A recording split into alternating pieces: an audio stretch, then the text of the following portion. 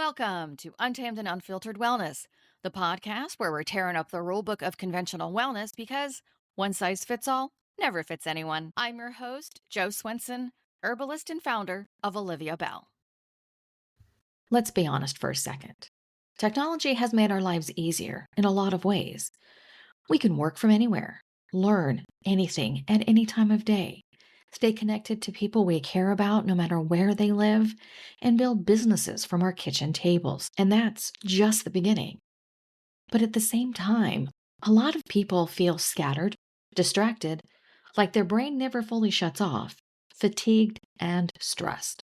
So the question isn't whether or not technology is good or bad for us. The question is, how are you using it to help you live well? This is the final episode of our 6-part series on living well. I started this podcast series after I read this quote from the Dalai Lama. When asked what surprised him about humanity, he replied, man. Because he sacrifices his health to make money, then he sacrifices his money to recuperate his health. He lives as though he is never going to die, and dies having never really lived. I've been thinking about this quote a lot. What does it actually mean to live well? Throughout the series, every episode has pointed toward the same thing. Living well isn't just something that happens, it's something that we build through awareness, choices, and how we choose to move through our day. Technology has become a big part of our lives now, whether we like it or not. And it can absolutely run our lives if we're not paying attention. That's where a lot of us get tripped up. Because it's really how we're using it productively and with purpose that makes technology help us live better. Let's connect this back to everything we've already covered in this series. In the first 2 episodes, we focused on living on autopilot. Now, technology's played a big role in that for a lot of people, because if we're not paying attention, technology decides what we see, think, and focus on throughout the day. So instead of living our lives, we're just reacting to it.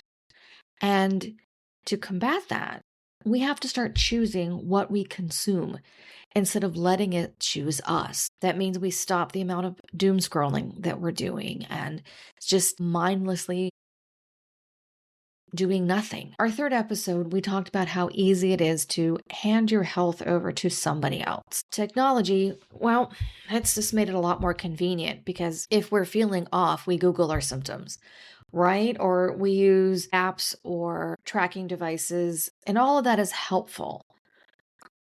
We can take that to our doctors and say, here, fix us. But the bottom line is none of that replaces actually knowing our bodies. Instead of using technology to notice the patterns or give us a diagnosis, let's stop overriding our intuition and turning into our bodies and actually listening to what it's telling. In episode 4, we talked about how our bodies are designed to live. It needs movement, sunlight, and real human connection. Technology didn't remove those needs, but it did make it easier for us to ignore them. If we're going to use technology as a reminder to live, that's awesome. But we can't use it to replace the real necessities that we have. And in our last episode, episode 5, we talked about convenience versus resilience. And this is a big one because technology is convenience at its core. That's why it was created. And that's great, but for a lot of people, it has started to replace effort. Effort to move, effort to do hard things. And in all honesty, the good things take effort. The good things take time. That's where resilience is built. That's how we become better and stronger and capable of living well. My question to you is, how do you actually use technology in a way that supports your life? There's some practical ways that we can do that. The first one is to become aware of our habits. Start paying attention to how often we reach for our phones or what we're actually doing when we're holding it in our hands. And then how do we feel afterwards? Are we beating ourselves up because we spent too much time scrolling? Or, oh my gosh, I lost an entire 45 minutes doing absolutely nothing? That alone is going to tell you a lot about your own personal behaviors. The second thing is to clean up what we're letting in. If technology or apps or devices are making us feel like we're always behind, or it's constantly pulling our attention away from the people in front of us and does not bring us any value, then we don't need it. Now, a lot of people go, well, I don't have the discipline for that. That's not what I'm talking about. I'm talking about protecting your space, protecting your brain, protecting your life. The third thing is to create some small boundaries that, well, actually work. I'm not a proponent for a full digital detox. Now, I will tell you that I spend my Sunday mornings without my phone. I have my phone set up to automatically shut off the ringer and shut off all notifications until noon. So, no matter what time I wake up on Sunday, I call it sleep in Sunday, I let my body wake up naturally and then I don't use my phone, or at least I try not to. And for me, I need that mental break. I need to spend that time reconnecting to myself, spending times with the dogs or the people that I love. And that's one simple thing that you could do. But if going that long without your phone makes you go crazy, then try not using it during meals or put it down when someone's talking to you. I know a lot of people find that absolutely annoying because the question is, are you listening to me? Do you actually hear what I'm saying when the other person is face into the phone?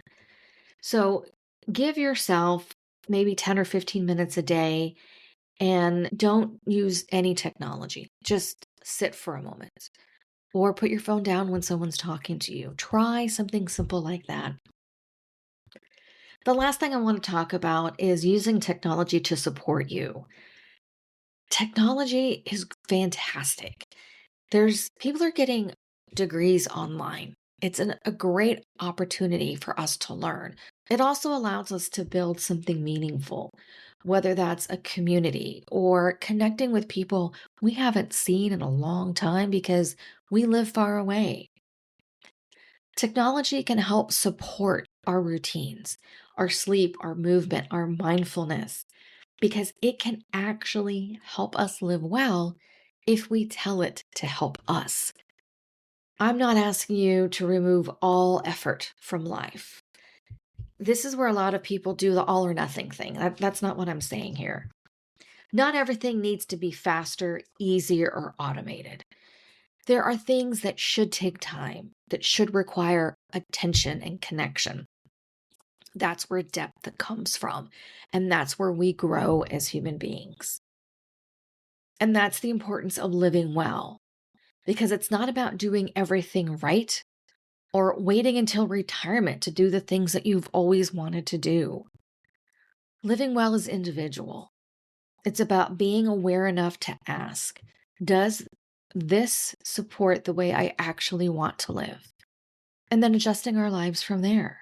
Technology has given us options, but it also takes away our responsibilities if we let it. So you need to decide what you're paying attention to, how you're spending your time, and how present you are in your own life. And that's the whole point of this series. Living well is a choice that we can make over and over again because it lives in the small decisions that we make every single day.